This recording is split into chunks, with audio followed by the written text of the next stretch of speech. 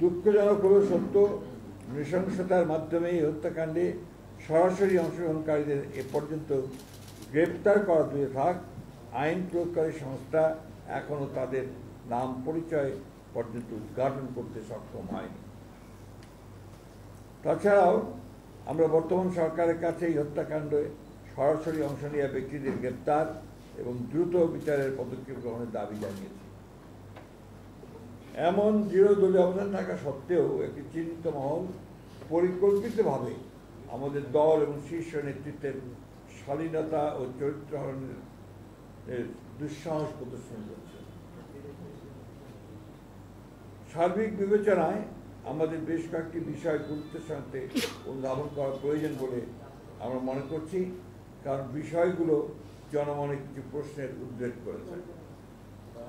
এই হত্যাকাণ্ডের ঘটনা কোনো রাজনৈতিক স্বার্থসিদ্ধির জন্য ব্যবহার হচ্ছে কিনা এবং এর মাধ্যমে আসন্ন জাতীয় নির্বাচনের পরিবেশকে বিঘ্নিত করার জন্য বিশেষ কোনো মহলের প্ররোচনায় এই ধরনের ঘটনাকে অজুহাত হিসেবে ব্যবহার করা হচ্ছে কিনা এ নিয়ে সন্দেহ করবার যথেষ্ট অবকাশ রয়েছে।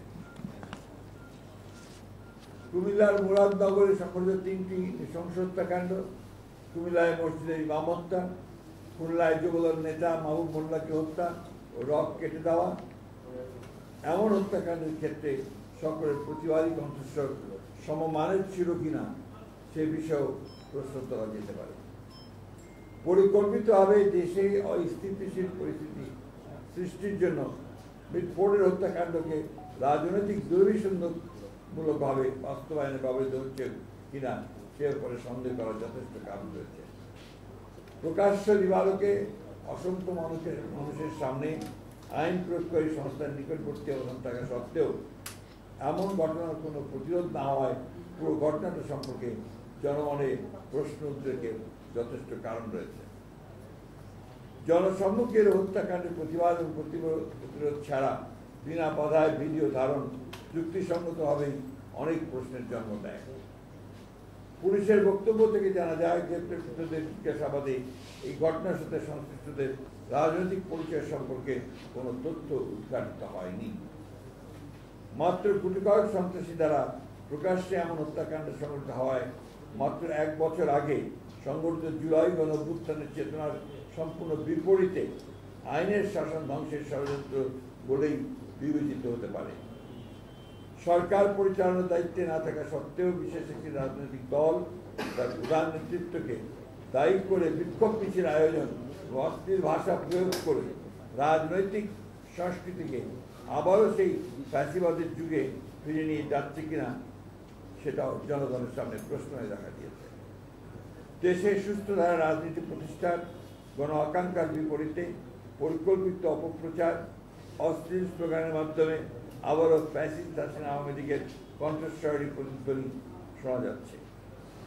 পূর্ব পরিকল্পিতভাবে 9 জুলাইয়ের ঘটনা 11 জুলাই শুক্রবার জুমার নামাজের পর সবচেয়ে প্রাইম টাইমে ইন্টারনেটে ছড়ানো শুরু করা হয়েছিল। পরিকল্পিতভাবে নির্দিষ্ট কিছু সোশ্যাল মিডিয়া আইডি ও পেজ থেকে আগে থেকেই তৈরি করে রাখা ফটো কার্ডগুলো অনলাইনে ছড়ানো শুরু হয়।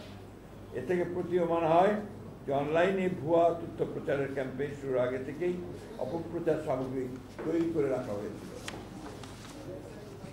অপরাধীর জন্য কোনো অনুকম্পার সুযোগ নেই, তেমন পক্ষ অবলম্বনের প্রশ্ন উঠতে পারে না। শুধুমাত্র অভিযোগের ভিত্তিতে দলীয় পদ থেকে অপসারণের এমন দৃষ্টান্তমূলক পদক্ষেপকে স্বাগত না জানিয়ে পরিকল্পিতভাবে চরিত্র হনন দেশের গণতান্ত্রিক অভিযাত্রাকে প্রশ্নবিদ্ধ করে। ক্ষতিগ্রস্ত পরিবারের পাশে দাঁড়ানো এবং তাদের আইনি সহায়তা প্রদানের অঙ্গীকার থেকে আমাদের বিচ্যুত হবার সুযোগ নেই।